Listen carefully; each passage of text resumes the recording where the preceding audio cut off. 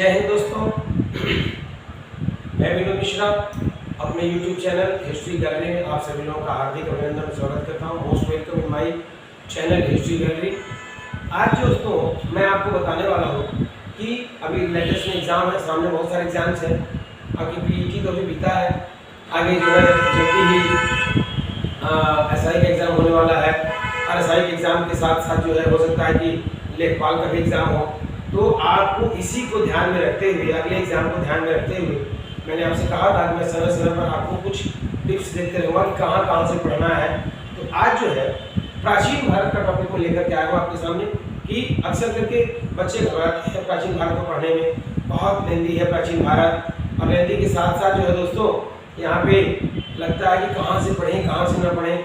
तो मैंने जैसा कि आपसे कहा था कि मैं हमेशा आपसे कॉन्टेक्ट में रहूँगा और हमेशा आपके साथ रहूँगा। इसलिए साथ में रहूँगा, याद रखिए कि प्राचीन भारत का इतिहास यहाँ से मैं आपको बताने वाला हूँ कि टॉपिक वाइज किस तरीके से पढ़ना है। ठीक है, जैसे यहाँ पे अगर पहले टॉपिक को देखेंगे आप तो पहला टॉपिक है जहाँ से क्वेश्चन की शुरुआत ही होती है, सिंधु घाटी की सभ्यता। आपको पता है कि सिंधु घाटी की सभ्यता का भी इतिहास है। जैसे कि 4-5 क्वेश्चन आते हैं, उन 5 क्वेश्चन को आप ध्यान से देख लीजिएगा। केवल 4 से 5 क्वेश्चन आते हैं प्री इंडस से, पूर्व सिंधु सभ्यता से। जैसे कि भारतीय महाद्वीप में कृषि का प्राचीनतम प्रमाण कहाँ से मिला है, तो बलूचिस्तान प्रांत के मेहरगढ़ से मिला है। उसके बाद क्वेश्चन है कि भारतीय महाद्वीप में पशुपालन का प्राचीनतम प्रमाण कहाँ से मिला है, तो राजस्थान के, इसका उत्तर होगा राजस्थान के बागोर और मध्य प्रदेश के आजमगढ़ से मिला है। ठीक है दोस्तों। उसके बाद क्वेश्चन आता है कि मानव के साथ कुत्ते को दफनाए जाने का प्रमाण कहाँ से मिला है, वो कश्मीर के बुरजहोम से मिला है जो कि नवपाषाण काल का है। ठीक। उसके बाद पूछता है कि भीमबेटका की गुफाओं से क्या मिला है, तो भीमबेटका की गुफाएं जो कि प्रागैतिहासिक काल की है, वो अपने गुफा शैल चित्रकारी, गुहा चित्रकारी के लिए या केव पेंटिंग के लिए फेमस है, जो कि मध्य प्रदेश में है भीमबेटका की गुफाएं। एक क्वेश्चन आता है कि मातृ देवी की अस्थि निर्मित हड्डी से बनी हुई मदर गॉडेस की, मातृ देवी की मूर्ति कहाँ से मिली है, तो मिर्जापुर के बेलर नदी घाटी के लोहदा नाले से मिली है दोस्तों। ये क्वेश्चन आता है। 4-5 क्वेश्चन ऐसे ही आते हैं। फिर इससे भी हल्के वाले क्वेश्चन, मनुष्य ने सबसे पहले किस धातु का इस्तेमाल किया था, तांबा। मनुष्य ने सबसे पहले किस अनाज का इस्तेमाल किया था, जौ और गेहूं है। ठीक है। तो इस तरीके से आप मनुष्य ने सबसे पहले किस जानवर को पालतू बनाया था, ये कुत्ता है। ऐसे ही क्वेश्चन पूछा है। इन क्वेश्चन को आप ध्यान देंगे तो यहाँ पे आप देखिए सिंधु घाटी के बारे में बात करेंगे। सिंधु घाटी सभ्यता के बारे में अगर पूछता है तो आपको देखना है सिंधु का विस्तार। ठीक है, इसमें सिंधु का विस्तार आपको देखना है। पहले तो ये विस्तार के पहले एक चीज बता दें आपको दोस्तों कि सिंधु का केवल नाम कितने रहेंगे। अब नामकरण में हड़प्पा सभ्यता, इसको डिटेल में बाद में बताएंगे। यहाँ से आप नामकरण देख लीजिएगा। ठीक है, कि सिंधु घाटी सभ्यता के लोगों ने सबसे पहले किस धातु का आविष्कार किया था, ठीक, किस नदी के किनारे इसका सेंट्रलाइजेशन था सभ्यता का, भारत में सबसे बड़ा पूरा स्थल कौन सा है, फिर ओवरऑल सबसे बड़ा पूरा स्थल सिंधु घाटी सभ्यता का कौन सा है। ऐसे ही मोहनजोदारो का सिंधी भाषा में क्या अर्थ होता है, कालीबंगा का क्या अर्थ है। ऐसे ही 10-20 क्वेश्चन, घोड़े की अस्थियां कहाँ से मिली है, जुते हुए खेत के प्रमाण कहाँ से मिले हैं, और इस तरीके से कुछ चीजें मिलेंगी आपको। उसके बाद सिंधु घाटी में विस्तार देख लीजिएगा कि सिंधु घाटी सभ्यता का उत्तरी, पूर्वी, दक्षिणी और पश्चिमी विस्तार कहाँ से, ये क्वेश्चन आ जाएगा। कौन कौन से नदियों के किनारे कौन कौन से नगर बसे, जैसे हड़प्पा रावी नदी, सुतका गंडोलदास नदी, आलमगीरपुर हिंडा नदी, ऐसे। ठीक है, तो सिंधु घाटी सभ्यता से 10 से 15 क्वेश्चन आप याद कर लेंगे। यहाँ से क्वेश्चन कंप्लीट हो जाएगा। आगे मैं सेंट्रलाइज करके आपके सामने लाऊंगा। ठीक है, टॉपिक वाइज ही किस तरीके से क्वेश्चन जो है यहाँ पे बनेंगे। वैदिक काल से आप देख लीजिएगा जो बड़े क्वेश्चन, मोटे क्वेश्चन जो आते हैं, संस्कारों की संख्या कितनी है, विवाह कितने हैं, पुरुषार्थ कितने हैं, दर्शन कितने हैं। ठीक है, विवाह कितने प्रकार के हैं। उसके बाद आपके ये वेद कितने हैं, वेदांगों की संख्या कितनी है। ठीक, उसके बाद पुराण कितने हैं, ऐसे उपवेद कितने हैं, किस वेद में, मतलब वेदों की अगर ऋग्वेद है तो ऋग्वेद में कितने मंडल हैं, किन किन मंडलों में क्या है। जैसे कि 10 मंडल ऋग्वेद में हैं, 1028 सूक्त हैं, 10,462 ऋचाएं हैं। तो ऋग्वेद में के जैसे कुछ मंडल फेमस है। 10वें मंडल के पुरुष सूक्त में सबसे पहली बार 4 वर्णों की चर्चा मिलती है। फिर ऋग्वेद के 3रे मंडल में गायत्री मंत्र है। जिसकी रचना जो है विश्वामित्र ने की है। ऋग्वेद का 9वां मंडल सोमदेव को समर्पित है, जो कि वनस्पति के देवता थे। इस तरीके से 7वें मंडल में दशरथ युद्ध की चर्चा है, जो कि पुरुषनी या रावी नदी के किनारे होता है। तो वैदिक काल में ये सब चीजें आप देखेंगे। 16 महाजनपद में 16 महाजनपदों की राजधानी, उनकी स्थिति देख लीजिएगा और महाजनपदों का नाम याद करना है। उसके बाद source of the resources of the 16 महाजनपद, 16 महाजनपदों की सूची कहाँ मिलती है इसको देखना है। तो 16 महाजनपदों की सूची केवल 2 जगह पर मिलती है। बौद्ध ग्रंथ अंगुत्तर निकाय, बौद्ध धर्म का एक ग्रंथ है अंगुत्तर निकाय वहां से, और जैन धर्म का एक ग्रंथ है भगवती सूत्र, दूसरी जगह ये है, यानी अंगुत्तर निकाय और भगवती सूत्र, इन 2 जगहों से 16 महाजनपदों की सूची मिल जाएगी। इससे ज्यादा यहाँ पे कुछ नहीं पढ़ना है। बात करते हैं जैन और बौद्ध की।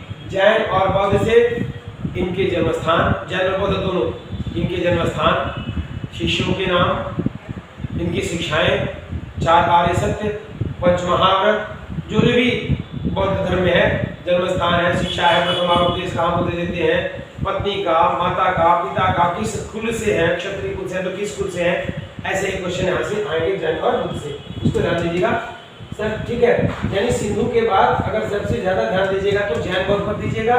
ठीक है, फर्स्ट प्रायोरिटी पर आपको सिंधु घाटी के रखना है, उसके बाद दूसरी प्रायोरिटी पर जैन बौद्ध को रखना है।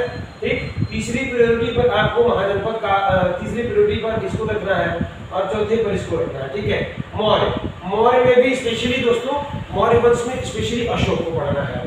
ठीक है, जितने भी क्वेश्चन अशोक तथा उसके धम्म से बनेंगे, ठीक है, अशोक उसके धम्म, अशोक ने धर्म प्रचार के लिए कहाँ से पत्थर मंगाए जाते थे, इसके कितने शिलालेख थे, उसके बाद कौन कौन से अधिकारी इन्होंने अपॉइंट किए थे, और फिर उसके बाद इसके शिलालेखों में कितने प्रकार की भाषाओं का प्रयोग किया गया है, अशोक के शिलालेखों सबसे पहले किसने पढ़ने में सफलता प्राप्त की थी, ऐसे अशोक को पर्टिकुलर आपको ध्यान देना है बौद्ध में। ठीक है, मौर्योत्तर काल में आएंगे तो मौर्योत्तर काल में 2 को सबसे ज्यादा ध्यान देना है।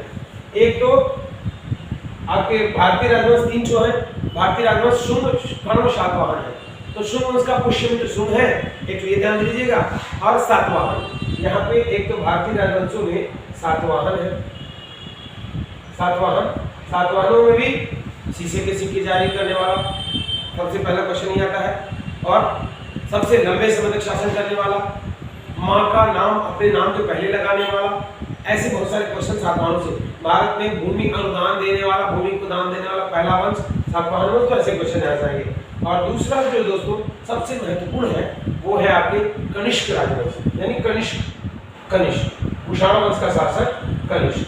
ठीक है, कनिष्क से बहुत सारे क्वेश्चन आते हैं, यानी कि दूसरा अशोक कहा जाता है, 78 ईस्वी में इसने जो है शक संवत जारी किया था, तो कनिष्क को यहाँ से देख लेना है। ठीक है, गुप्त काल में 2 गुप्त भाइयों, चंद्रगुप्त प्रथम और चंद्रगुप्त द्वितीय विक्रमादित्य, इन दोनों को, इनके साम्राज्य के विस्तार को और राजनीतिक स्थिति को, इनकी पत्नियों का नाम, इनके साम्राज्य का विस्तार और इनके कल्चर यानी सांस्कृतिक धरोहरों को गुप्त काल में ही कितने लेखक हैं, उनकी रचनाएं क्या हैं गुप्त काल में, क्योंकि गुप्त काल को प्राचीन भारत का स्वर्णकाल कहा जाता है, इसीलिए इसको आप ध्यान से देखिएगा। ठीक है, बहुत इंपॉर्टेंट है दोस्तों, गुप्त काल is very very important, very very important. ठीक है, एक तो अशोक, इसे न भूलिएगा, दूसरा कनिष्क और वेरी वेरी इंपॉर्टेंट गुप्त काल। ठीक है, तीसरा है हर्षवर्धन।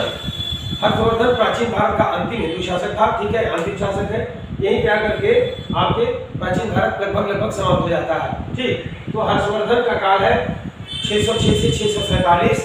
हर्षवर्धन के समय में कौन यात्री आया था? हर्षवर्धन की रचना नागानंद प्रियदर्शी का रत्नावली।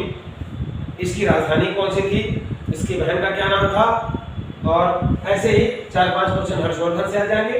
तो आपको मैंने सिंधु से देखा, वैदिक, महाजनपद, जैन बौद्ध, मौर्य, मौर्योत्तर, गुप्त और हर्षवर्धन। प्राचीन भारत का पूरा डिटेल आपको बता दिया। अगली क्लास जब हम लोग लेंगे, अगले लेक्चर में हम आपको बताएंगे कि किस किस टॉपिक से कौन कौन सा क्वेश्चन आने की प्रबल संभावना है दोस्तों। ठीक है, मैं क्वेश्चन छाट करके लाऊंगा और क्वेश्चन को आपके सामने ओरली रीड करूंगा, आप उसे सुनेंगे। ये वीडियो आप बार बार देख सकते हैं यूट्यूब चैनल पे। ठीक है, तो इतना ध्यान दीजिएगा जितना मैंने बताया। आगामी क्वेश्चन को सॉल्व करते रहेंगे और आने वाली परीक्षाओं के दृष्टिकोण से एकदम क्रीमी चीजें, केवल कोर की चीजें पढ़ेंगे, बाकी सभी चीजों को हटा देना दोस्तों। आप अगर विनोद मिश्रा के साथ चलेंगे तो लगातार आपका लाभ होने वाला है। आप सभी लोग मेरे प्रिय मित्र जानते हैं, जिन जिन लोगों ने सब्सक्राइब किया मुझे, और आप लोगों से उम्मीद भी करता हूं कि अधिक से अधिक मात्रा में आप लाइक, सब्सक्राइब और शेयर करते रहिएगा। आज प्राचीन भारत के जितने क्वेश्चन आते हैं इसके बारे में मैंने आपको डिटेल में बताया। यहाँ से आपको पढ़ना है और भी जो क्वेश्चन आप मुझसे पूछ सकते हैं वो मैं स्क्रीन पर अपना नंबर दे रहा हूँ, उस नंबर पर आप मुझसे संपर्क कर सकते हैं 7905623107। ठीक है, ये मेरा व्हाट्सएप नंबर है 7905623107। ये व्हाट्सएप नंबर है, कभी भी आप मुझे फोन करके बात कर सकते हैं, किसी भी प्रॉब्लम का सलूशन आप पूछ सकते हैं। ठीक है दोस्तों, तो आज बस इतना ही। थैंक यू, जय हिंद।